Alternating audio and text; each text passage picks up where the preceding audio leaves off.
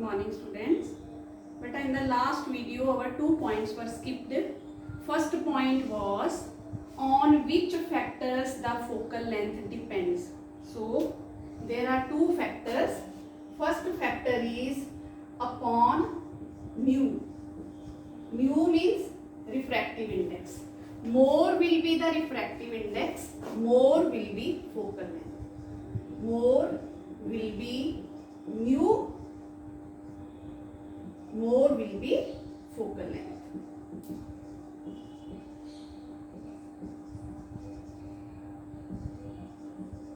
Now, if the lens, suppose that we are performing any experiment with the lens and we will surely perform in the air. So, beta, what will be its focal length? Same lens if we will keep in the water, its focal length will increase. Because water is having more refractive index as compared to air, so its focal length will also increase. Then second one is upon radius of curvature. Upon radius of curvature. So focal length is inversely proportional to radius of curvature.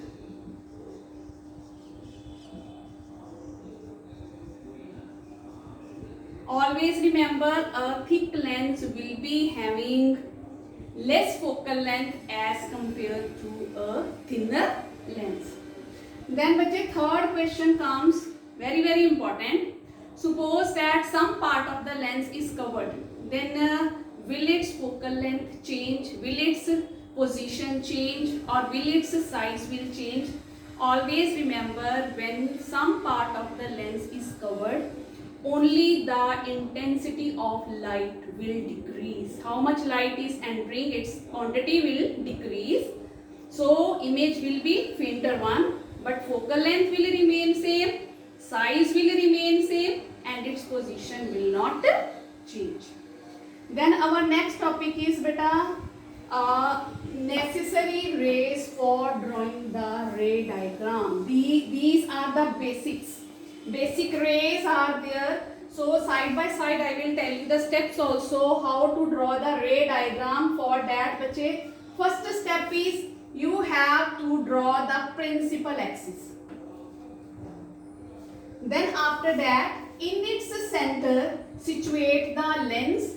Instead of representing the lens by convex or concave, you draw the straight line, because then no problem will be there in marking the optical center. So, bache, this is convex lens. Then, on either side of optical center at equal distance, situate the points F1 and F2. These steps are same for convex as well as the concave lens. Only one difference is there. Its F2 is lying on the right side. Its F2 will lie on the left side. That difference you have to keep in mind. Then at how much distance is between OF1 or OF2? At the same distance you have to take 2F1 and 2F2 on either side. Then beta, first ray is, if the incident ray is passing through the optical center, it will go undeviated. For that we have to suppose that lens is very thin. So the optical center, through the optical center, if the incident ray is passing in both the lenses, it has to go without any deviation.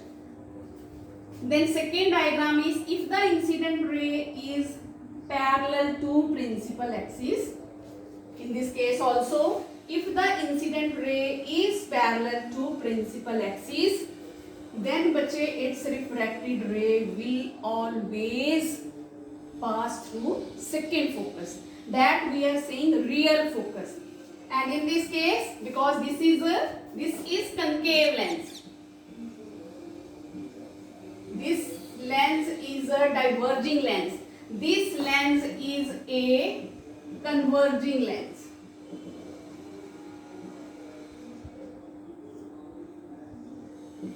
This lens is a diverging lens.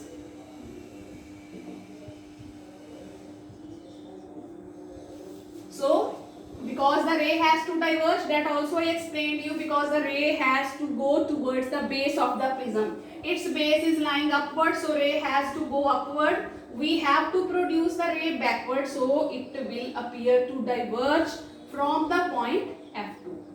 Then beta third is, suppose that incident ray is passing through first focus. Then what will happen to its refracted ray? Refracted ray after the refraction has to become parallel to principal axis. In this case also, the incident ray is passing through F1. So what happens to its, now here we have drawn the dotted ray because ray is appearing to pass through point F1. So its refracted ray will become parallel to principal